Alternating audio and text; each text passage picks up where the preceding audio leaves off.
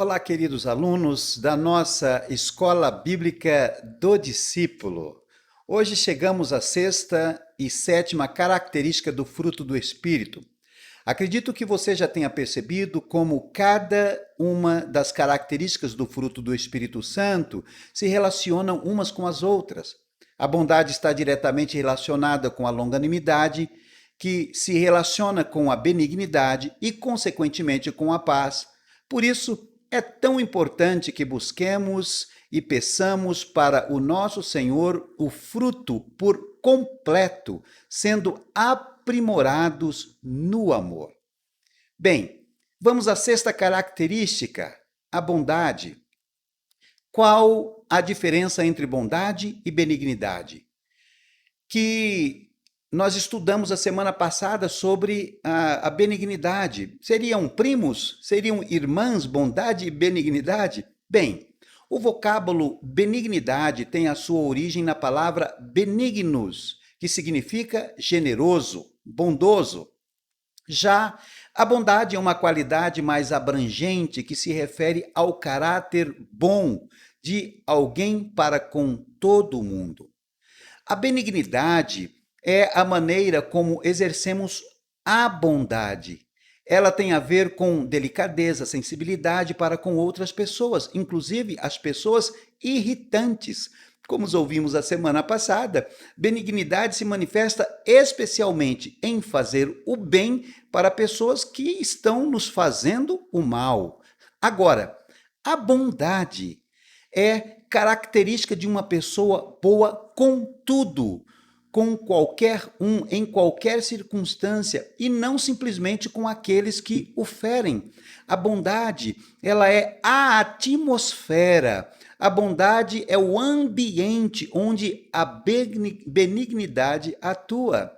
A benignidade, como vimos a semana passada, tem mais a ver com a ação, que são consequências da bondade diante do contraditório.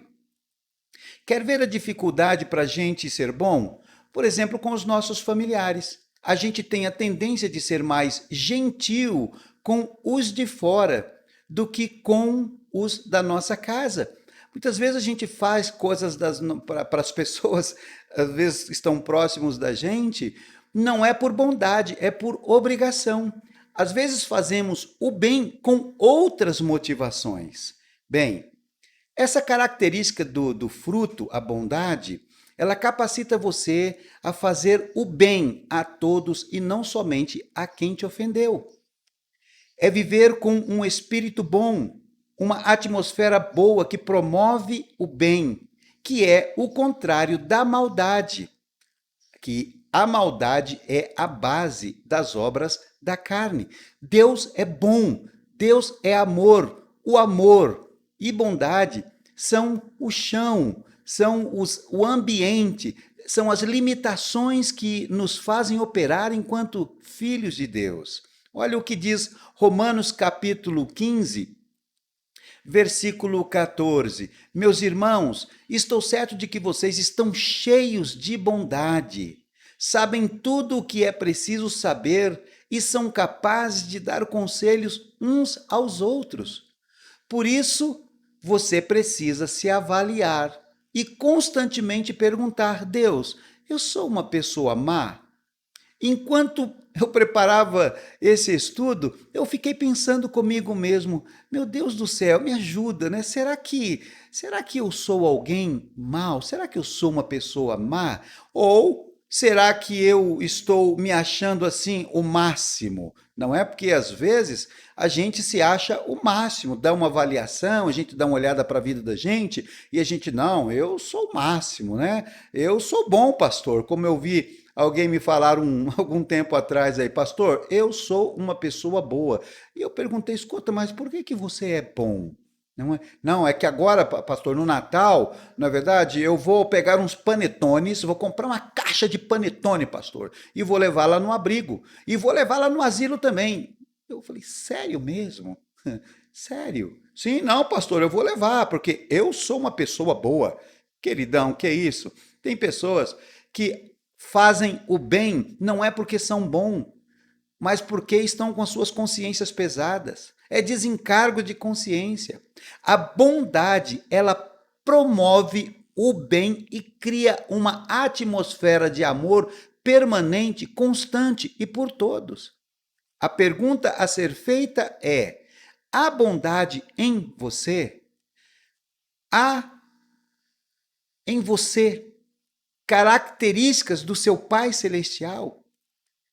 Um dia um homem veio correndo até Jesus e falou assim: bom mestre, não é? Lembra daquele garoto que queria saber sobre a salvação e ele se achava o máximo, né? Porque ele conhecia toda a lei, desde criança ele fazia tudo, ele era maravilhoso.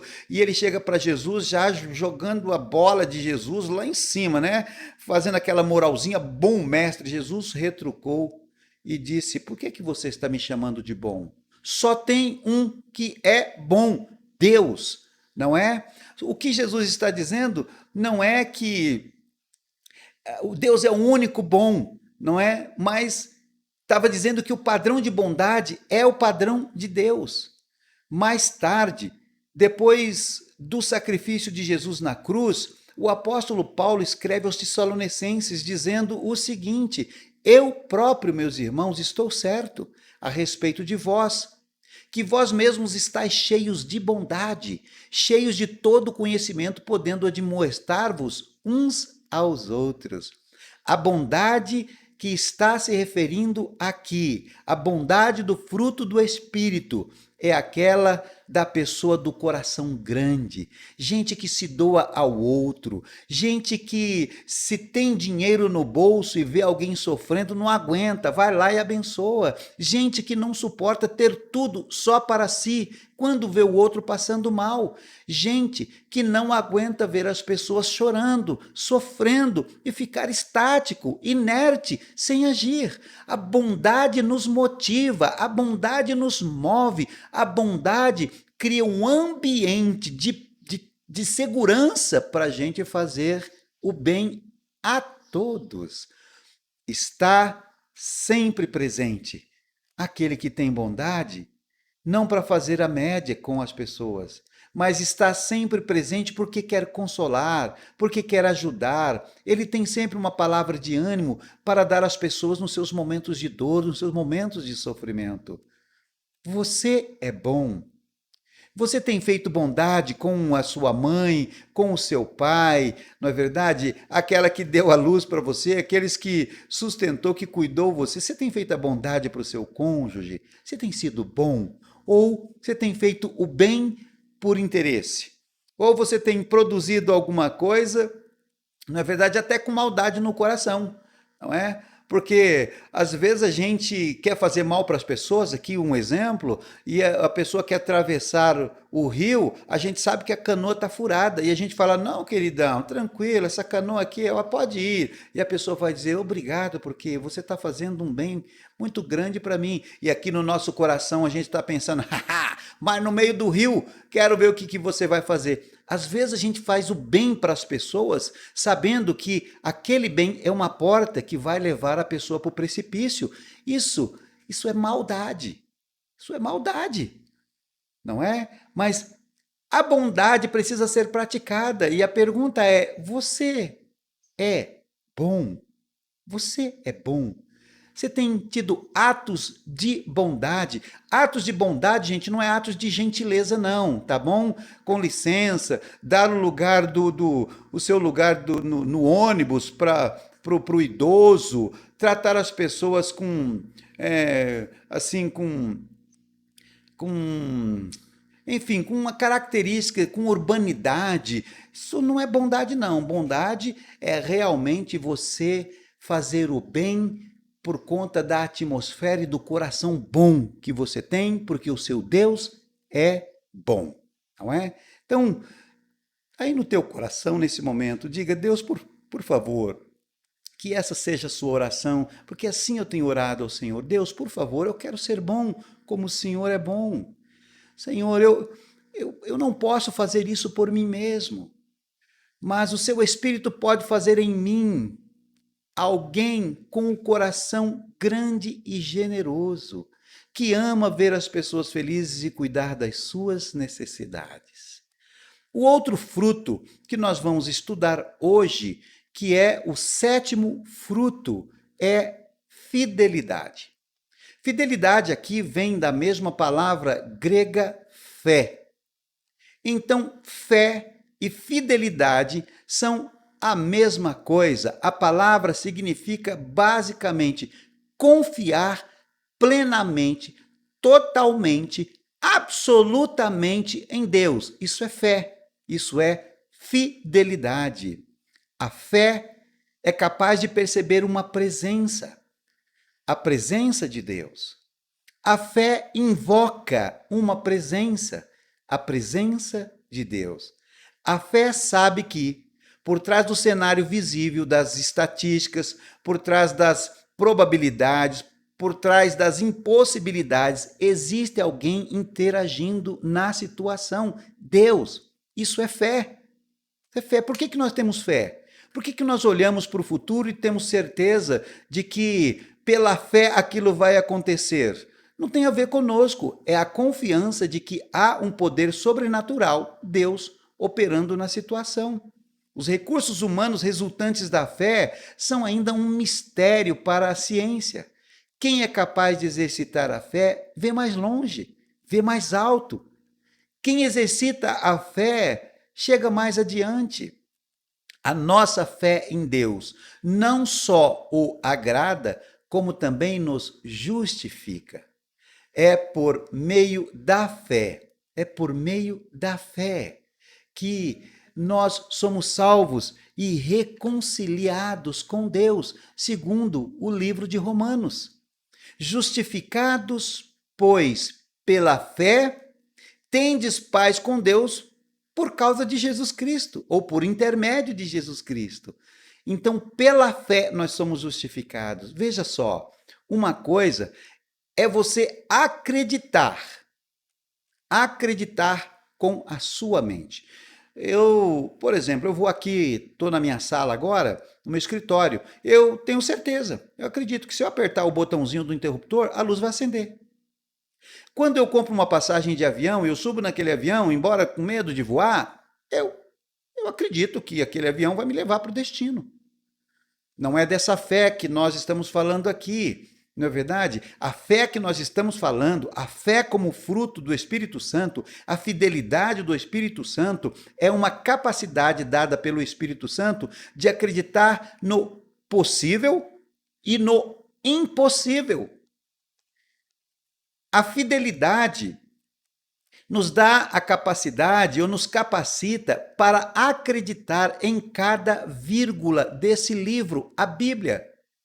Saber que cada palavra é verdadeira e que tudo que está escrito na palavra vai se cumprir na sua vida. Portanto, se há promessas de Deus na palavra para você, a fidelidade diz: eu creio. Fé, portanto, não é querer crer. Às vezes eu encontro muita gente que diz assim para mim: pastor, o sermão do senhor foi maravilhoso, que estudo maravilhoso, pastor. Olha, eu queria crer, pastor, que serei abençoado, pastor. Eu queria crer que a partir de hoje estou liberto do vício. Pastor, eu entendi, eu queria crer que a partir de hoje eu não vou mais ter insônia, pastor, não vou ter mais depressão. Eu queria crer. Não é queria crer. Quando o Espírito Santo dá esse fruto da fidelidade, você crê no impossível. O impossível, ele fica fácil para você. Você ri na cara do impossível. A fé em exercício é: Deus falou, eu creio. Acabou. Deus falou? Falou, eu creio. Pronto, acabou. Ele falou, está dito. Vai acontecer. Por quê? Eu tenho fé em Deus, na sua palavra. Isso é a fidelidade em exercício. Fé não é confissão positiva, né? Quando eu digo para a minha mente, de mim para comigo mesmo, que a minha fé é isso e aquilo. Não. Fé não é isso. Fé não é quando o técnico de futebol, na verdade, chama o atleta e põe aquela força dentro dele. Né? A gente ouve o técnico falando, não, tenha fé no seu potencial, cara. Tenha fé, você pode. Vai lá, você vai chegar. Você é brasileiro, não desiste nunca, não é? Eres paraguaio, eres guapo hasta la muerte. Não, não é isso. Não é isso, não. Tem nada a ver com isso. A fé do fruto do Espírito é uma fé sobrenatural. Se você exercita sua fé, Deus pode fazer qualquer coisa. Pastor, estou envolvido com droga, estou envolvido com tráfico, tem um desvio no meu comportamento, pastor, o meu caráter é uma coisa horrível, eu estou me sentindo inseguro, pastor, eu estou derrotado, pastor. Queridão, querida, existe um Deus que criou o Oceano Pacífico, a floresta amazônica, a constelação de Órion. Você pode falar com quem criou todo esse universo. Você acha mesmo que o seu problema é difícil demais para ele? O Espírito Santo, quando você é munido, quando você recebe esse poder, o Espírito Santo de Deus vai te dar aquela fé, ele vai interceder por você e ele vai dizer para você, no seu coração, e com fé você vai proclamar, a partir de hoje eu estou liberto, eu estou liberto. Isso é fé. E você está liberto mesmo, porque essa fidelidade Deus coloca em você. Mateus capítulo 21, versículo 22 diz, e tudo o que pedirdes em oração, crendo. Tudo que você pedir, tendo fé, o recebereis. Fé não é uma confiança nas pessoas, mas crer plenamente que o Deus que falou vai cumprir. É uma devoção fiel a Deus e à sua palavra. É a capacidade dada pelo Espírito Santo para crer no impossível, para crer no sobrenatural. Olha, Deus é o Deus do impossível, mas Deus é o Deus das possibilidades. Por isso, queridão, o fruto do Espírito é uma dádiva perfeita do Espírito Santo para você. O dom do Espírito. O dom do Espírito é uma dádiva, é um presente perfeito de Deus para você. O fruto do Espírito, ele precisa de você para crescer.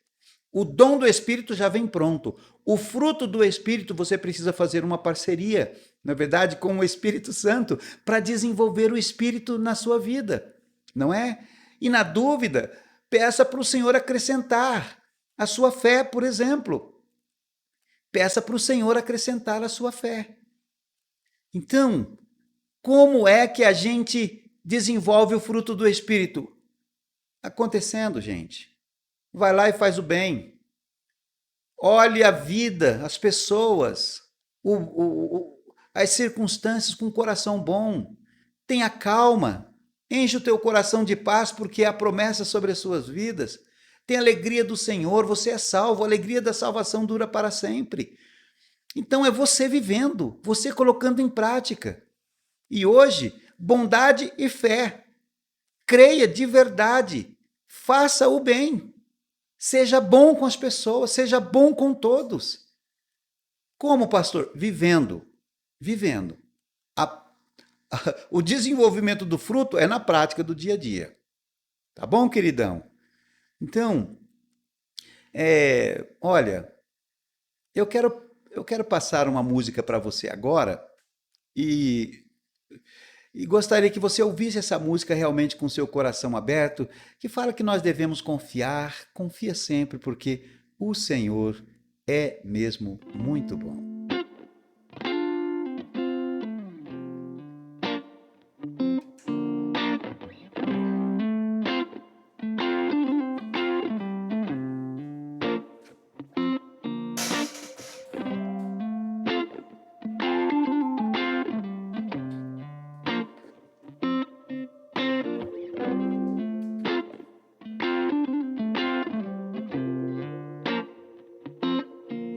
A gente aprende a confiar em um Deus que faz milagres, que ouve a nossa oração e que se faz presente aqui. Um a gente aprende a dar um passo só de cada vez, mas sem duvidar, mas sem duvidar. Ele continua sendo bom, ele continua sendo Deus, ele continua sendo bom, ele continua sendo Deus. Oh, oh, oh.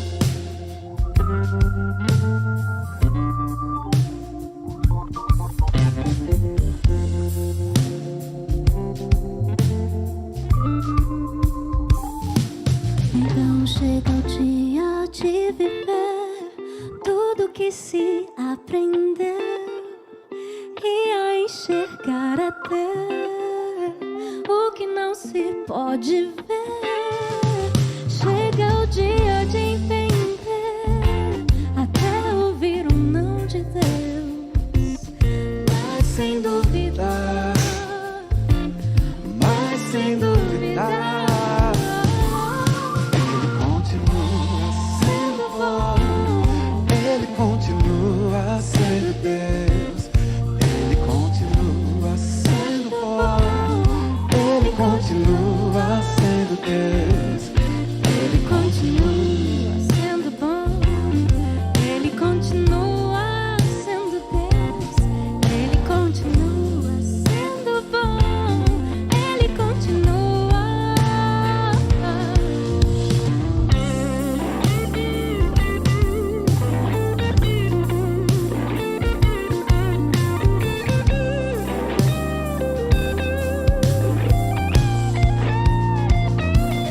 Ele continua sendo bom, ele continua sendo Deus, ele continua sendo bom, ele continua sendo Deus. Ele continua sendo bom, ele continua sendo Deus, ele continua sendo bom, ele continua.